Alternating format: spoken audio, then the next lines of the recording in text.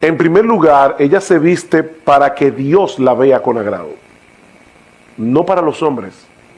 Y de paso, déjenme decir algo, si conozco un poquitico de la psicología femenina, lo increíble es que las mujeres no siempre se visten para los hombres, se visten para las otras mujeres.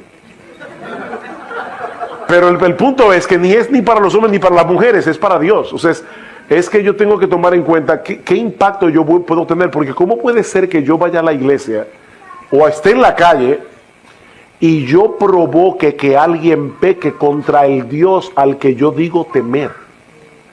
Eso debe llenarme de temor. O sea, a una mujer debe llenarla de temor. Wow, que por mi cuerpo yo lleve a una persona a pecar contra ese Dios al que yo le temo, cuando yo lo que debo desear es que los demás le teman a Dios como yo le temo. Entonces, una mujer debe pararse en el espejo y decir, ok, claramente, ¿está cubriendo esto mi cuerpo? Porque desde que Adán y Eva pecaron, Dios está cubriendo a la mujer y Satanás está tratando de desvestirla. Desde el principio. O sea, fíjense cómo Adán y Eva pecan y ¿qué hace Eva? Se pone un bikini de hojas, pero en un bikini. Y Dios le dice, no, olvídate del bikini, es una túnica. Y la palabra túnica que aparece allí es una túnica en el hebreo que va desde el cuello hasta más abajo de las rodillas. Es que cubre el cuerpo. No es que yo ahora quiero, o sea, que hay que coger un centímetro y ver. El punto es que debe cubrir las partes privadas de la mujer.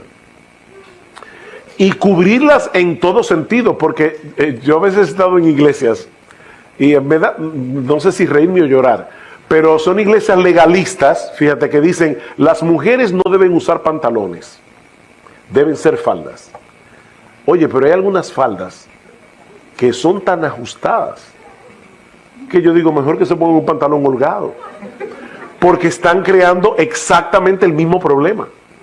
¿Cuál es el problema? O que están marcando todo su cuerpo de una forma tal que va a ser una tentación para el hombre, porque es que el hombre mira mucho, el hombre come por los ojos.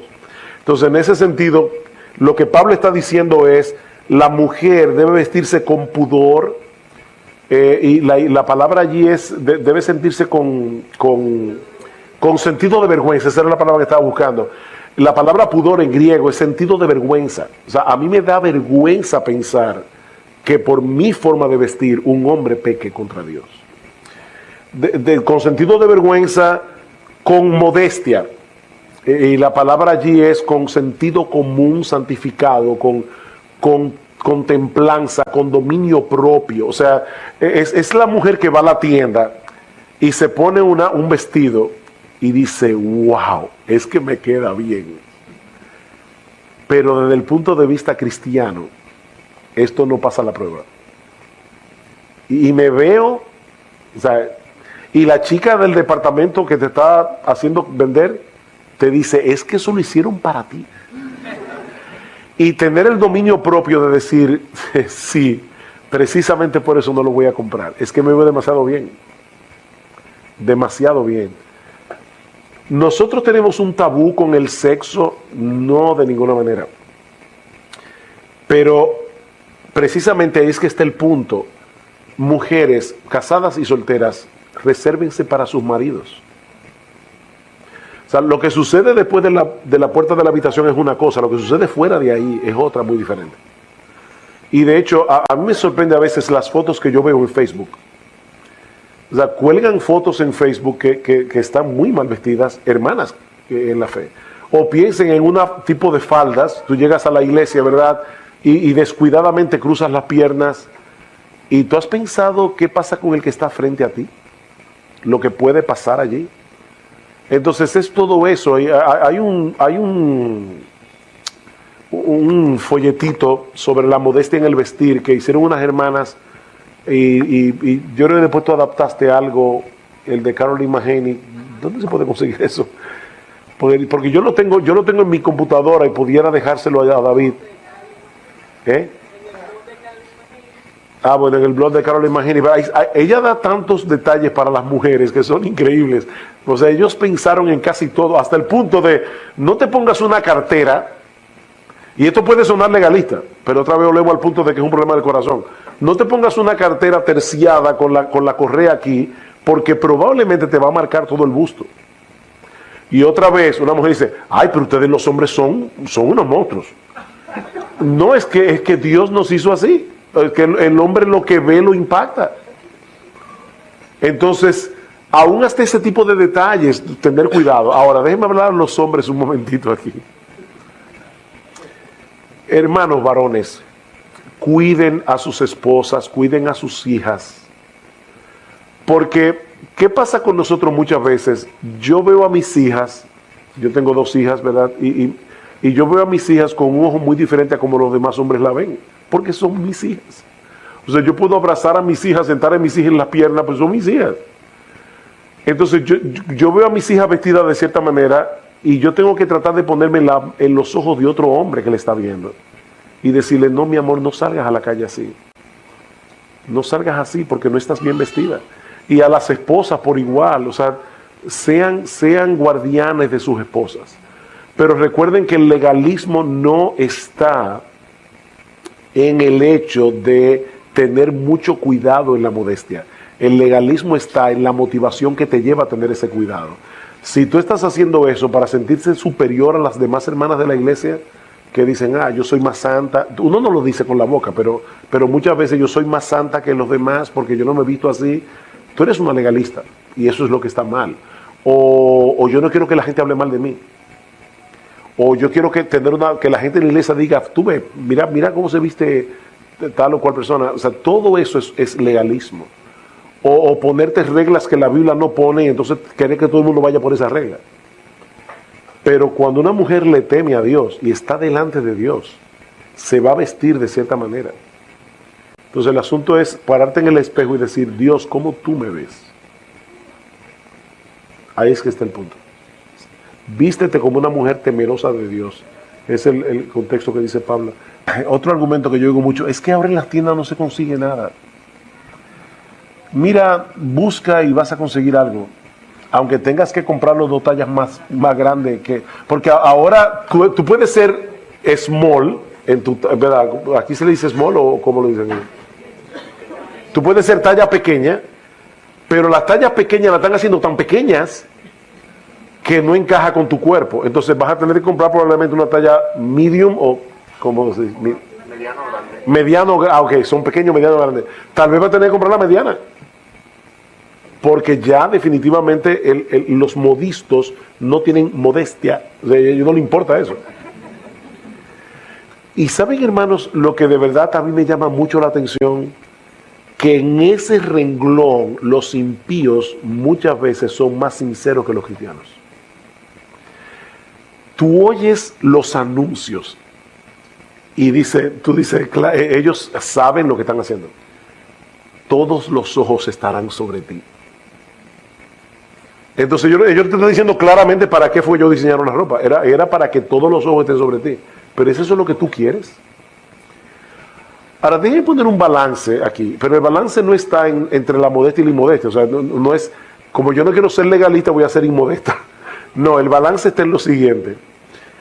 Una mujer también puede decir, tú ves, por eso yo no me preocupo de mi vestido.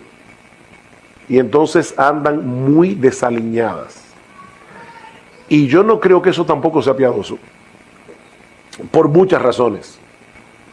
Yo creo que cuando nosotros vemos a una mujer que porque profesa ser cristiana se ve descuidada, eso no habla bien del evangelio. De hecho, déjenme decirles algo, hermanas, para que se sientan tranquilas. Pablo dice, asimismo que las mujeres se atavíen de ropa decorosa. Lo interesante es que la palabra atavío que aparece allí es la palabra cosmio, que significa adornarse, es de donde viene la palabra cosmético.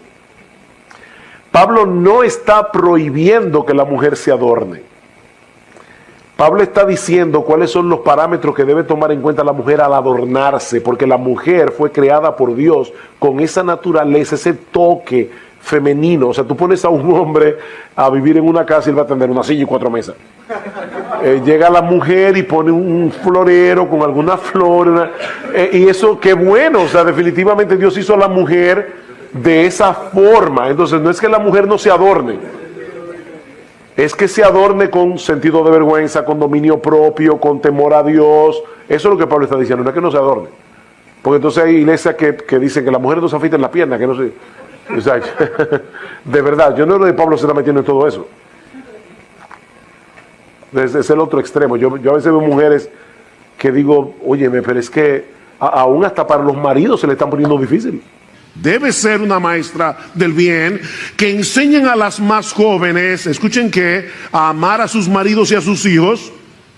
Cuando las hermanas más jóvenes te ven a ti, deben aprender de ti a amar a su marido y a sus hijos, a ser prudentes, castas, puras, santas, inocentes, en pensamiento, en acciones, en toda su vida. Tú eres una maestra del bien que debes enseñar a las más jóvenes a ser castas, hermanas. Esta es una época donde la castidad brilla por su ausencia.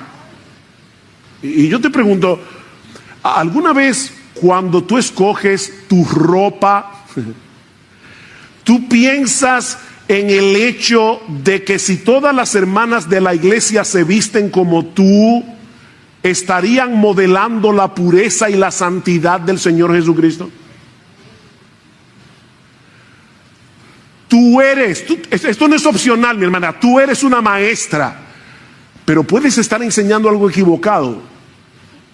Tu ejemplo está enseñándole a otras mujeres, y lamentablemente debo decir, mis amadas hermanas, que el cristianismo ha sido permeado por el mundo en cuanto a la inmodestia de una forma flagrante. Y no pienses, por favor, que eso es legalismo, porque la Biblia dice que las mujeres deben vestirse con pudor y modestia.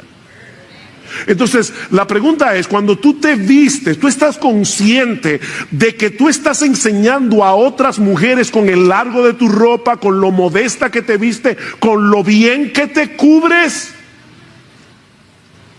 Maestras del bien, castas, cuidadosas de su casa, buenas, sujetas a sus maridos. Y oye, que para que la palabra del Señor no sea blasfemada. Wow, hermanas, eso es serio. Esto es serio, muy serio. La palabra de Dios puede llegar a ser blasfemada cuando en una iglesia las hermanas hablan muy bonito, pero se visten y andan y viven exactamente como las mujeres de allá afuera, y no como mujeres que le temen a Dios. Somos imitadores que deben ser dignos de ser imitados. Somos imitadores dignos de ser imitados. Miren, nosotros siempre estamos imitando a alguien, siempre, y siendo de ejemplo para otros. Eso es inevitable. La pregunta es, ¿a quién estás imitando tú? ¿A quién tú imitas? Déjame poner esto de una manera más concreta. Ahora mismo, y esto no es retórico, o sea, estoy haciendo la pregunta para que lo pienses de verdad.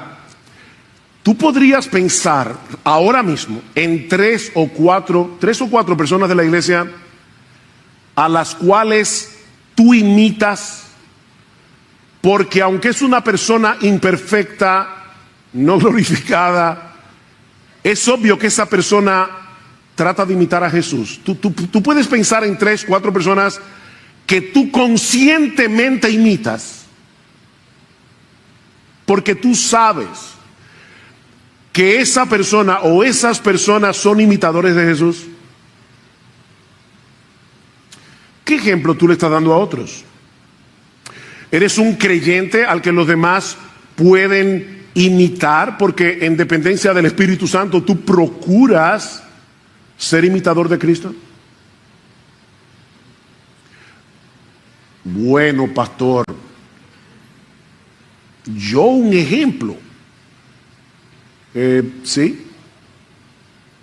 Estos nuevos creyentes de Tesalónica eran seres humanos comunes y corrientes.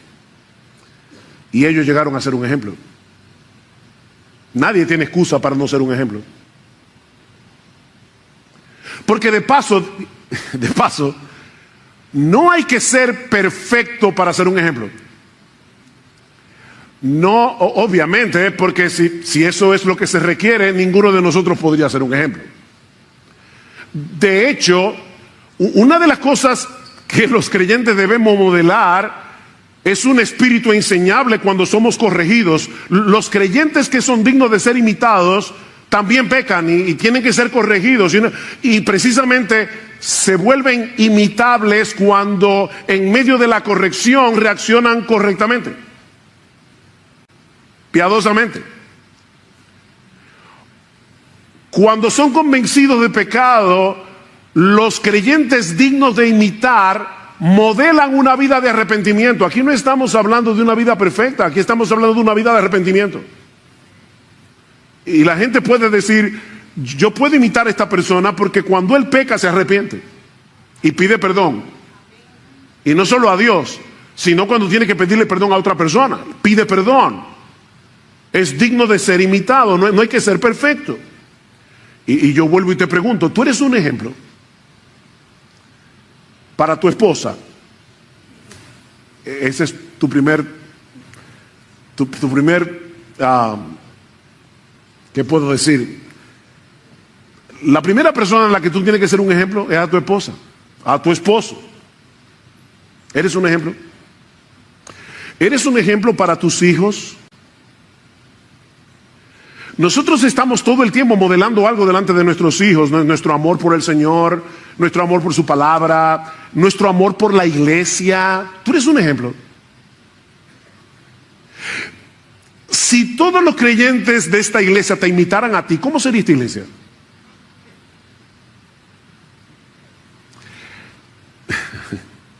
Si todos los creyentes de esta iglesia te imitaran a ti, ¿cómo sería esta iglesia? Ahora, noten que Pablo es bien específico en nuestro texto en las cosas que estos creyentes imitaron de los misioneros y por ende de Jesús. Pablo menciona por lo menos 3 cosas. En primer lugar, en la forma como recibieron la palabra. Dice en el versículo 6, y vosotros vinisteis a ser imitadores de nosotros y del Señor, habiendo recibido la palabra. Habiendo recibido la palabra. Recibir la palabra es mucho más que un mero conocimiento intelectual, es mucho más que al almacenar conocimiento bíblico, almacenar conocimiento teológico. No, recibir la palabra es aceptarla como lo que es, la palabra inspirada de Dios. Esta es la palabra de Dios. Y por lo tanto, es este libro y no ningún otro el que debe modelar nuestras creencias, el que debe modelar nuestra cosmovisión, el que debe moldear nuestra conducta. Este libro, porque es la palabra de Dios. Ellos recibieron la palabra. Noten lo que dice Pablo en el capítulo 2, versículo 13. Por esto también nosotros sin cesar damos gracias a Dios de que cuando recibisteis la palabra de Dios, que oísteis de nosotros, la recibiste, la aceptasteis no como la palabra de hombres, sino como lo que realmente es, la palabra de Dios, la cual también hace su obra en vosotros los que creéis. Ustedes recibieron este mensaje como la palabra de Dios. Estos hombres y mujeres en Tesalónica aprendieron de Pablo y de su equipo misionero a ser imitadores de Jesús en la importancia suprema que Jesús le daba a la Biblia. ¿Oyeron eso? Que Jesús le daba a la Escritura. Él era el Hijo de Dios. Sin embargo, ¿cómo se defendió Jesús? Perdón. ¿Cómo se defendió Jesús en el monte de la tentación? Lo que Cristo dijera en el monte de la tentación hubiera sido palabra de Dios, porque Él es Dios encarnado. Pero ¿cómo se defendió? Escrito está, escrito está, escrito está, citando Deuteronomio.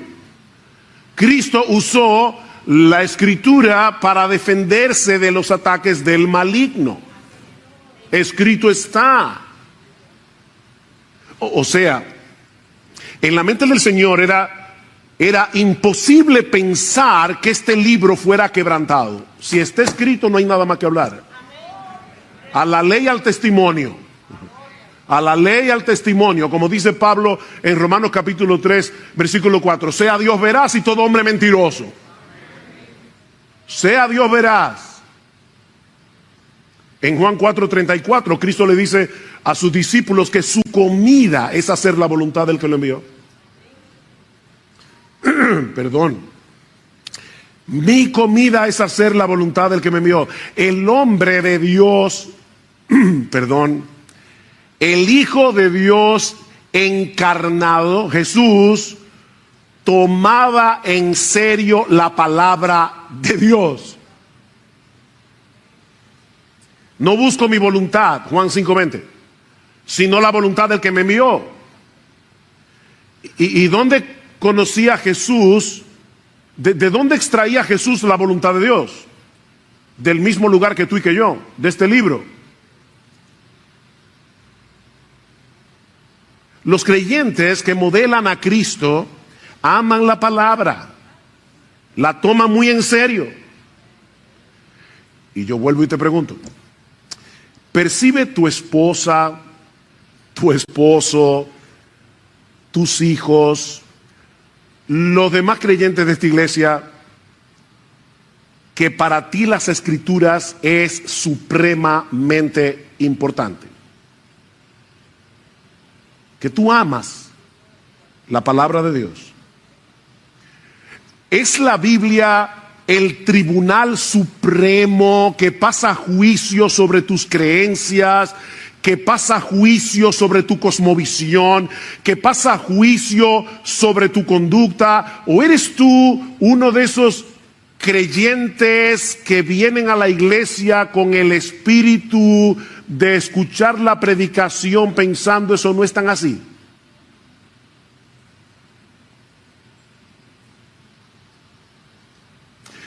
Pero estos creyentes no solo recibieron la palabra de Dios como lo que es la palabra de Dios, sino que lo hicieron en medio de mucha tribulación. ¿Vieron el texto? Y vosotros vinisteis a ser imitadores de nosotros y del Señor, habiendo recibido la palabra en medio de mucha tribulación. Ellos aprendieron de Pablo y de Silas y de Timoteo a ser imitadores de Jesús en el sufrimiento que trae consigo hacer la voluntad de Dios, tomar la Biblia en serio en un mundo que todo lo distorsiona. Donde a lo bueno llaman malo y a lo malo llaman bueno. Lean el libro de los Hechos, sobre todo los capítulos 16 y 17, donde Lucas narra el inicio de la obra evangelizadora en Europa, y ustedes verán el alto precio que Pablo y su equipo tuvieron que pagar por predicar la palabra en un medio sumamente hostil. Y los tesalonicenses lo sabían, porque de hecho pasó en su ciudad. Pablo estaba preso junto con Silas en la cárcel de Filipos, y ¿qué hacían? Cantaban himnos al Señor. Y lo más seguro ellos se habían enterado de eso. Los creyentes en Tesalónica aprendieron de Pablo y de su equipo misionero lo que era sufrir por Cristo. Ellos recibieron la palabra, ellos abrazaron el evangelio de todo corazón en medio de una severa persecución. Noten el capítulo 2, versículo 14. Pues vosotros, hermanos, vinisteis a ser imitadores de las iglesias de Dios en Cristo Jesús que están en Judea, porque también vosotros padecisteis los mismos sufrimientos a manos de vuestros propios compatriotas, tal como ellos padecieron a manos de los judíos, los cuales mataron tanto al Señor Jesús como a los profetas, y a nosotros nos expulsaron de la ciudad. A Pablo y a Silas y a Timoteo los expulsaron de Tesalónica y los hermanos vieron eso.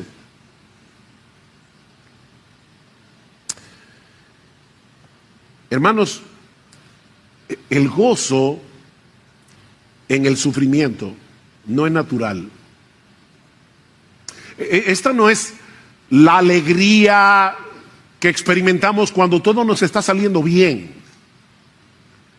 No, este gozo es un fruto del Espíritu. ¿Recuerdan Gálatas 5? El fruto del Espíritu es amor, gozo, paz, paciencia, benignidad. Esto es sobrenatural. Esto lo produce el Espíritu de Dios. Estos creyentes fueron discipulados para el sufrimiento. Para el sufrimiento. Por medio del ejemplo de Pablo, Silas y Timoteo. Escribiendo a los Corintios, Pablo menciona el ejemplo de las iglesias de Macedonia, entre las cuales obviamente estaba Tesalónica, que en grande prueba de tribulación, la abundancia de su gozo y su profunda pobreza abundaron en riquezas de su generosidad. Mira, mi hermano, no hay que ser rico para dar, no hay que ser rico para amar, no hay que ser rico para hospedar, no hay que ser rico para hacer el bien. Estos hermanos eran pobres. Y en medio de su tribulación, en vez de decir, ay de mí, pobre, lo que los americanos llaman el pity party, hay gente que les encanta autocompadecerse. No, estos hermanos no se estaban autocompadeciendo, ellos estaban pensando, ¿qué les falta a estos hermanos de Judea para nosotros poder ayudar con lo que tenemos? Abundaron en generosidad. Ser imitadores de Jesús implica experimentar ese gozo sobrenatural del Espíritu Santo. Porque Jesús lo experimentó. Dice un salmo que él fue ungido con óleo de alegría. ¿Tú te imaginas a Jesús como alguien alegre? ¿O te lo imaginas como alguien, con cara de busto de Beethoven? ¿Ustedes han visto Beethoven? Que siempre estaba como malhumorado. ¿Ustedes se imaginan a Jesús así? Porque eso no es lo que la Biblia dice. Por el gozo puesto delante de él sufrió la cruz. Hablando de Cristo. Por el gozo puesto delante de él sufrió la cruz. Él experimentó gozo en medio del sufrimiento. Y los apóstoles aprendieron eso de Jesús. ¿Ustedes recuerdan cuando fueron encarcelados por predicar la palabra en la sinagoga? El concilio los encarceló y dice en el versículo 41 del capítulo 5 de Hechos, oigan esto, que después de ser azotados, ellos salieron de la presencia del concilio gozosos de haber sido tenidos por dignos de padecer afrenta por causa del nombre.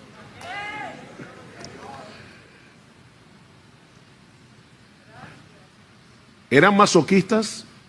¿Les gustaba sufrir? Por supuesto que no.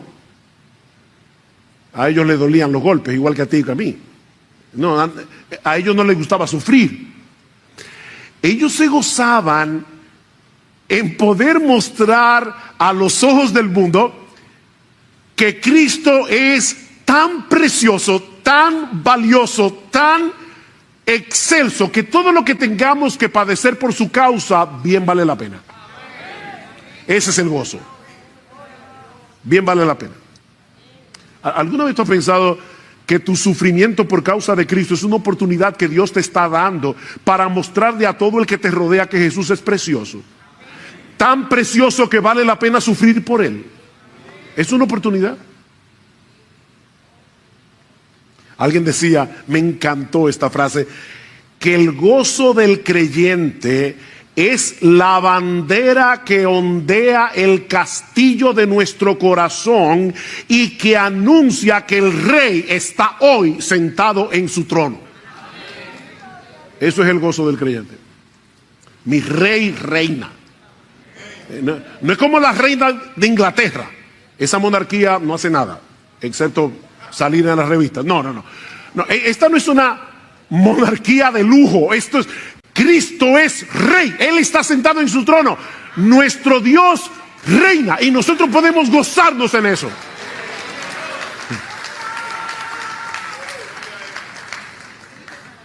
En medio del sufrimiento nos gozamos, porque sabemos que no existe un rey más bueno, sabemos que no existe un rey más poderoso, sabemos que no existe un rey más sabio que el nuestro, y que al final nosotros compartiremos su victoria y su trono. Gózate. Y ahora yo te pregunto otra vez, este es el mensaje de las preguntas. Estamos modelando delante de otros lo que implica recibir la palabra en medio de mucha tribulación con el gozo del Espíritu Santo. Estamos imitando conscientemente a otros cristianos que reciben la palabra así. Wow, yo quiero ser como este hermano, yo quiero ser como esta hermana. Pero tenemos que avanzar. También aprendemos de este pasaje que una iglesia digna de imitar es una propagadora del Evangelio. Una iglesia digna de imitar es una propagadora del Evangelio. Vean el versículo 7, de manera que llegasteis a ser un ejemplo para todos los creyentes en Macedonia y en Acaya, porque saliendo de vosotros la palabra del Señor ha resonado. De paso, Pablo habla mucho de la palabra de Dios, la palabra de Cristo. Solamente 2 veces Pablo usa esta frase, la palabra del Señor, aquí y en 2 Tesalónica, las 2 cartas, y es una frase que nos conecta con la palabra de los profetas del Antiguo Testamento, la palabra del Señor. Dice, la palabra del Señor ha resonado, no solo en Macedonia y Acaya, sino que también por todas partes vuestra fe en Dios se ha divulgado, de modo que nosotros no tenemos necesidad de hablar nada. La palabra griega que se traduce como resonar puede ser traducida también como retumbar o resonar muy intensamente. Es una palabra interesante porque está emparentada con el término griego de donde viene nuestra palabra eco. Eco. Todos aquí saben lo que es el eco. El eco es una reverberancia, es el sonido que se replica y se amplifica al chocar con otros objetos. Eso fue lo que sucedió con el mensaje del Evangelio cuando llegó a Tesalónica. Estos creyentes se convirtieron en una caja de resonancia. De tal manera que la palabra del Señor no solo llegó a toda Grecia, Macedonia y Acaya, sino que Pablo dice por todas partes. Vuestra fe en Dios se ha divulgado. No sé si recuerdan, pero en el primer sermón que dimos de esta serie decíamos que la ciudad de Tesalónica, que llegó a ser la capital de Macedonia durante el Imperio Romano, estaba en un lugar muy estratégico porque estaba situada en uno de los mejores puertos naturales de Grecia y encima de la vía Ignacia, que era una de las carreteras más importantes del Imperio Romano. Así que esta era una ciudad muy accesible, por eso le hicieron capital. Muy accesible por tierra, muy accesible por mar, y los tesalonicenses aprovecharon esa ventaja. Todo el que pasaba por Tesalónica para vender su mercancía, para lo que sea, escuchaban el Evangelio de parte de los tesalonicenses. Estos creyentes no paraban de predicar la palabra, y no olviden que ellos estaban siendo perseguidos. Era en medio de mucha persecución. ¿Qué sería lo más natural que haría un grupo de creyentes que están sufriendo por causa del Evangelio? Mira, vamos a ser prudentes. Mejor dejemos de predicar por un tiempo hasta que las aguas se bajen. ¿Verdad? Eso sería lo más lógico. Pero no fue lo que ellos hicieron. Ellos estaban sufriendo persecución por predicar el Evangelio. ¿Y qué hicieron? Seguir predicando el Evangelio. Bunyan, el autor del Progreso del Peregrino, estuvo preso por 12 años en una cárcel en Bedford por predicar el Evangelio. En esa cárcel escribió el Progreso del Peregrino. Y uno de los carceleros le decía: Bunyan recuerda a tu niña María, una hija de Bunyan, nació ciega. Y le decía: tu familia está sufriendo porque tú estás aquí en la cárcel.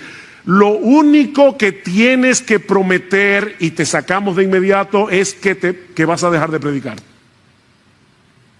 Y él decía: si me sacan de aquí, vuelvo a predicar. 12 años preso. Eso fue lo que hicieron los hermanos de Tesalónica. Ahora, ¿de dónde aprendieron ellos eso? De Pablo y de su equipo. ¿Ven otra vez la cadena de discipulado? ¿Qué dice el capítulo 2? Porque vosotros mismos sabéis, ustedes lo saben, hermanos, que nuestra visita a vosotros no fue en vano, sino que después de haber sufrido y sido maltratados en Filipos, como sabéis, ven, ellos sabían lo que había pasado en Filipos, tuvimos el valor, confiados en nuestro Dios, de hablaros el evangelio de Dios en medio de mucha oposición. Ellos aprendieron eso de los misioneros. No había persecución que pudiera frenar a Pablo, y los tesalonicenses lo imitaron en eso. El testimonio de esta iglesia llegó a ser tan conocido que Pablo dice: cuando yo visito otros lugares y quiero comenzar a contarles de lo que está pasando en Tesalónica, no te preocupes, ya lo sabemos. Los tesalonicenses eran famosos. Todo el mundo sabía lo que había pasado ahí. De paso, y recordando nuestro 44 aniversario, yo creo que es justo decir como pastor que el celo evangelístico de esta iglesia ha sido una característica que ha permanecido a lo largo de los años. Y damos gracias al Señor por eso. Yo estaba recordando cuando nosotros nos convertimos al Señor en el año 1977, la mayoría de nosotros éramos un grupo de muchachos de 18 a 24 años, el más viejo tenía 24, así que la mayoría estábamos en la universidad, y de verdad, es que habíamos conocido algo tan grande, tan precioso, que no podíamos dejar de predicar el Evangelio. Y no pude dejar de pensar en mi madre, perdónenme que ponga un ejemplo tan personal, pero cuando mi mamá se convirtió al Señor, el día que nosotros nos bautizamos, yo y mis hermanos y yo, el burro adelante, el día que nosotros nos bautizamos y se predicó la palabra, mi mamá, que era católica romana, ferviente adoradora de la Virgen María, de repente se puso en pie en medio de la iglesia y dijo en voz muy alta, porque mi mamá era bastante extrovertida: yo estaba ciega aprendiéndole velones a vírgenes y a santos, y ahora me he dado cuenta que Jesucristo es la luz del mundo. Y a partir de ese momento hasta el día de su muerte, mi mamá nunca se calló de predicar el Evangelio, a tal punto que a veces había personas que llamaban a mi casa equivocado, y mi mamá le decía: mira, esta no es la casa, estás equivocado, pero déjame decirte algo, no llamaste aquí por casualidad. ¡Pam! Y le predicaba el Evangelio. Hermanos, óigame, nosotros tenemos en nuestras manos no solamente el mensaje más glorioso que existe, nosotros tenemos el mensaje más importante que existe. Esto es un mensaje de vida o muerte. Tenemos un gran Salvador que vale la pena de ser proclamado. Tenemos que ser una caja de resonancia. Donde quiera que el Señor nos conceda la oportunidad de predicar el Evangelio. Y el hecho de que, de verdad, nuestra iglesia, yo creo que ha sido una iglesia muy evangelística, eso no quiere decir que no tengamos que seguir creciendo en esto, cada vez más.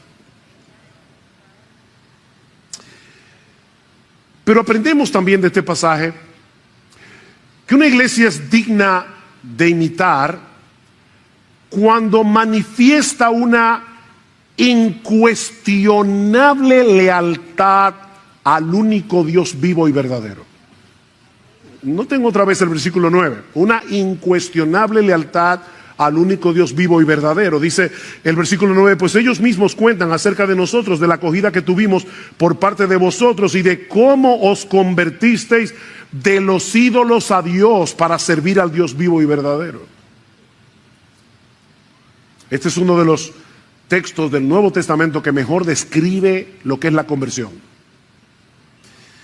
Esta palabra, se convirtieron, significa volverse, es cambiar de rumbo. De repente te das cuenta que el camino por el que andas es equivocado, no te va a llevar al fin correcto y das media vuelta para tomar la ruta correcta. Eso es convertirse. Uno de los inventos más geniales de esta época es el GPS. Sobre todo para manejar en Estados Unidos, wow. Qué bueno es tener un GPS. Global Positioning System. O sea, el sistema de posicionamiento global. Un GPS. Cuando uno se equivoca usando el GPS y se mete por la carretera equivocada, hay una voz que sale del aparato que te dice recalculando. Lo que han usado GPS saben lo que es.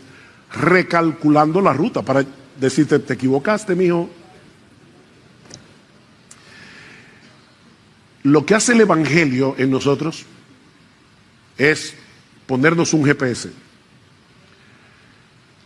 Y cada vez que nos extraviamos, recalculando. Vas mal. Fue lo que pasó cuando nos convertimos, pero eso sigue pasando. Eso no es una sola vez. Es todo el tiempo.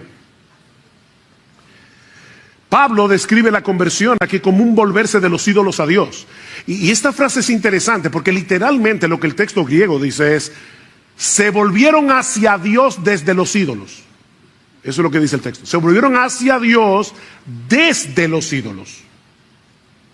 Durante toda su vida, esta gente había confiado en sus ídolos, esta gente se había refugiado en sus ídolos. Los ídolos dominaban en el primer siglo todos los aspectos de la vida social y política del imperio greco-romano. Todos los aspectos. De manera que volverse de los ídolos a Dios era un cambio radical. Y que afectaba todo. Todo. Dice un comentarista, me llamó la atención, que el hecho de abandonar la idolatría para adorar al único Dios vivo y verdadero habría provocado que los amigos no cristianos se sintieran ofendidos, resentidos o traicionados. De manera similar, los miembros de la familia habrían considerado la negativa a mantener las tradiciones ancestrales como prueba de una horrible falta de preocupación por las responsabilidades familiares. Imagínense cuando de repente dice, bueno, ahora tenemos una cena para Afrodita. Yo no voy. Toda la vida te reúnes con tu familia para adorar a los ídolos que ellos adoraban y que para la familia era algo tan importante. O sea, yo le pedía a Afrodita que te diera hijos. Todo eso era muy importante. Y de repente el creyente dice, lo siento mucho, yo no voy a esa cena. Ven el punto, están traicionando a la familia, los valores de la familia. Y para colmo, dice este comentarista, se pensaba que la paz ciudadana, el éxito agrícola y no tener que sufrir catástrofes naturales eran cosas que los dioses naturales tenían en sus manos. Tradicionales, perdón. Ignorarlos u ofenderlos se veía como algo extremadamente peligroso. De hecho, a los cristianos los acusaban cada vez que venía una peste. Decían, eso es porque los cristianos dejaron de adorar a los ídolos. Eso es Zeus que está molesto, eso es la diosa tal, el dios tal. O sea, hermanos, uno lee tan rápido ahí, se convirtieron de los ídolos a Dios, y no está pensando en todo lo que implicaba para esa gente convertirse de los ídolos a Dios. Ellos entendieron que era imposible servir al único Dios vivo y verdadero sin que haya un abandono de los ídolos que antes servíamos. Mira, déjame decirte algo.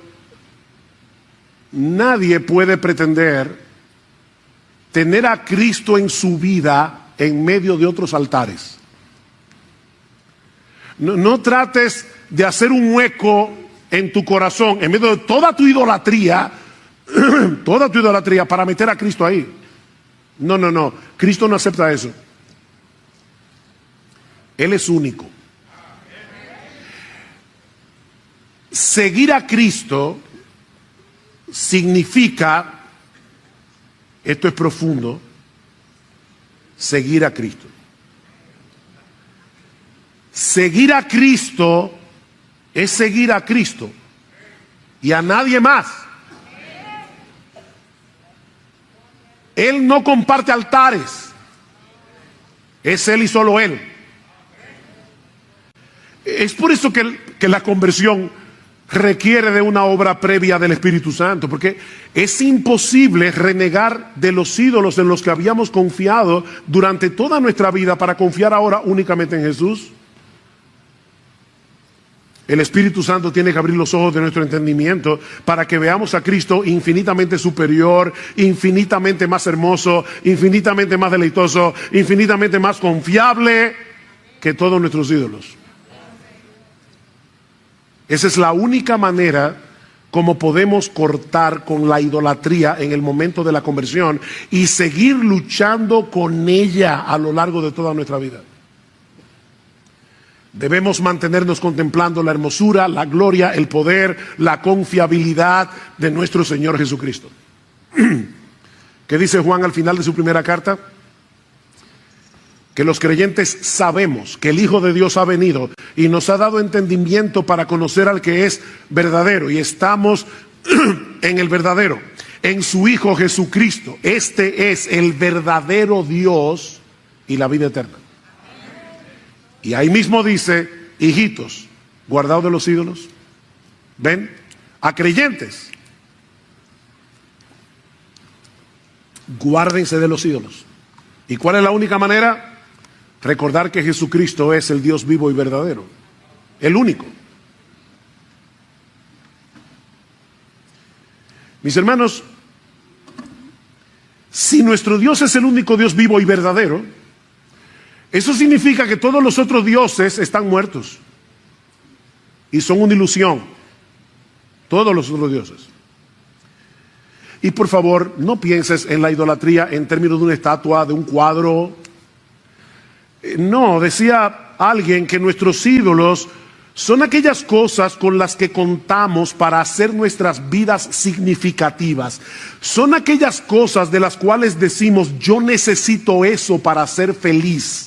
O si yo no tengo eso, mi vida no vale nada ni significa nada. Ese es tu ídolo.